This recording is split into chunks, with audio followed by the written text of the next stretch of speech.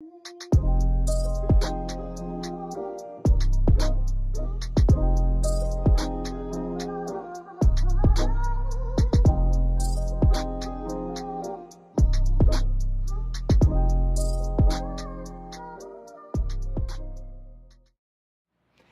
group leaders, this is the second in a series of videos that will help you better understand our philosophy and strategy to group ministry here at Shiloh.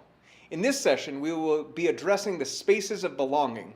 We will talk about each specific space separately, but in all four spaces, understand that we connect, we are committed and participate, and we find the connection significant.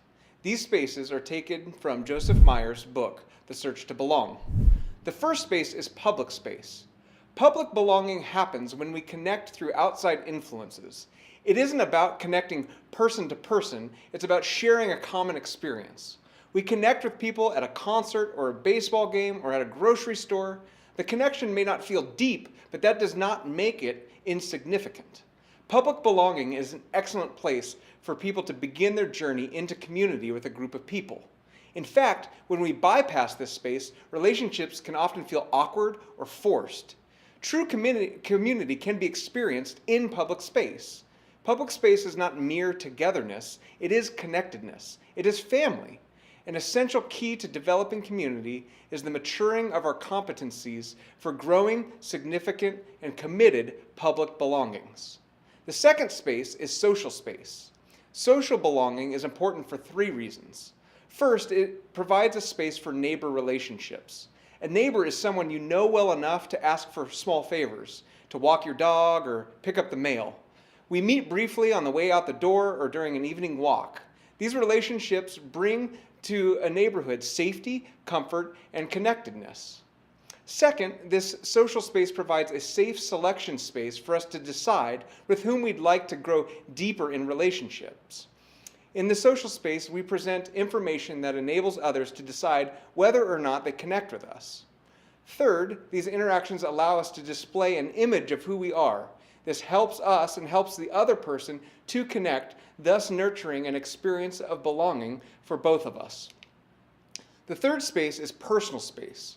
Personal space is where we connect through sharing private experiences, feelings, and thoughts. These are the relationships most people mention when they think of community.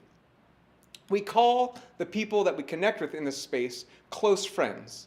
These are those who know more about us than an acquaintance would know, and yet not so much that they would feel uncomfortable. The fourth space is intimate space. In intimate space, that's where we share our naked experiences, feelings, and thoughts. Very few relationships are intimate. Intimate relationships are those in which another person knows the naked truth about us, and yet the two of us do not feel ashamed. This space is reserved only for our closest relationships, likely for many of us, just our spouse or best friend. We tend to think of intimacy as the goal for every relationship, and that is misguided and can actually lead to relationships that are inappropriate. All belonging is significant. Healthy community is achieved when we hold harmonious connections within all four of these spaces. And harmony means more public belongings than social, and more social belongings than personal, and very, very few intimate connections. A healthy strategy for those working to build community entails allowing people to grow significant relationships in all four of these spaces. It means permitting people to belong in the space they want or need to belong. Insisting that real, authentic, true community happens only when people get close is a synthetic view of reality and may actually be harmful. In our next session, we'll be looking at group types that we have here at Shiloh and how each of them fit this concept of spaces of belonging and play a part in building meaningful community. Blessings, church.